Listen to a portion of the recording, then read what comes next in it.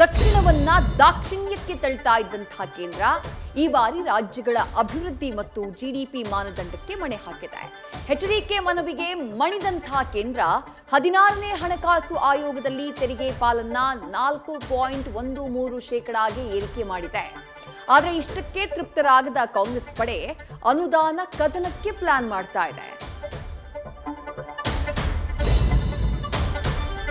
ರಾಜಭವನ ಸರ್ಕಾರದ ಮಧ್ಯೆ ಹೊಸ ಸಂಘರ್ಷ ಜನ್ಮ ತಾಳ್ತಿದೆ. ದ್ವೇಷ ಭಾಷಣ ತಡೆ ಮಸೂದೆಗೆ ಅಂಕಿತ ಹಾಕದ ಗವರ್ನರ್ ಕಾನೂನು ದುರುಪಯೋಗದ ಆತಂಕವನ್ನ ವ್ಯಕ್ತಪಡಿಸಿದ್ದಾರೆ. ರಾಷ್ಟ್ರಪತಿಗೆ ವಿಧೇಯಕ ಕಳುಹಿಸಿದ ಗೆಹ್ಲೋಟ್ ತೀರ್ಮಾನವನ್ನ ಉದ್ದೇಶಪೂರ್ವಕ ಅಂತ ಹೇಳಿ ಕಾಂಗ್ರೆಸ್ ಹಣೆಪಟ್ಟಿಯನ್ನ ಹೊರಿಸಿದೆ. ರಾಜ್ಯಪಾಲರ ಭಾಷಣದ ವಂದನಾ ನಿರ್ಣಯದ ಮೇಲೆ ಇವತ್ತು ಜೋರು ಚರ್ಚೆಯಾಯಿತು. ಆಡು ಮುಟ್ಟದ ಸೊಪ್ಪಿಲ್ಲ, ಕಬಳಿಸದ ಇಲಾಖೆ ಇಲ್ಲ ಅಂತ ಅಶೋಕ್ ದಾಳಿ ನಡೆಸಿದ್ರು. ಇನ್ನು ಹಾಲು ಸಕ್ಕರೆ ಕಥೆಗೆ ಸಿಎಂ ಕೇಳಿದಂಥ ಅಭಿಪ್ರಾಯಕ್ಕೆ ಡಿಕೆಶಿ ಟೈಮ್ ಉತ್ತರ ಕೊಡುತ್ತೆ ಅಂತ ಕುತೂಹಲವನ್ನ ಹುಟ್ಟಿಸಿದ್ರು.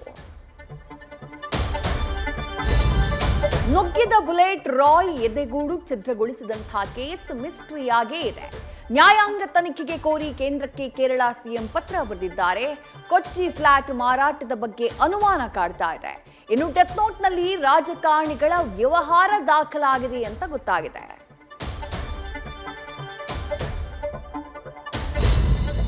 ಆಡಿದ್ರು ಅಷ್ಟೇ, ಬಿಟ್ರು ಅಷ್ಟೇ. ಭಾರತದ ವಿರುದ್ಧ ಪಾಕ್ಗೆ ಸೋಲು ಅನ್ನೋದು ಖಾತ್ರಿ. ಈಗ ಧರ್ಮದ ಅಫೀಮಿನಲ್ಲಿ ಬಾಂಗ್ಲಾ ಜೊತೆ ನವರಂಗಿ ಆಟಕ್ಕಿಳಿದಂಥ ಪಿಸಿಬಿಯ ನಿರ್ಧಾರ ಪಾಕ್ ಆಟಗಾರರನ್ನೇ ಅಸಹಾಯಕತೆಗೆ ನೂಕಿದೆ. ಈ ನಿರ್ಧಾರಕ್ಕೆ ಸಿಡಿದೆದ್ದ ಐಸಿಸಿ ಗಂಭೀರ ಪರಿಣಾಮದ ಎಚ್ಚರಿಕೆಯನ್ನ ಕೊಟ್ಟಿದೆ. ನ್ಯೂಸ್ ಫಸ್ಟ್ ನಿರ್ಭೀತಿಯಿಂದ ನಿಮ್ಮ ಪರವಾಗಿ.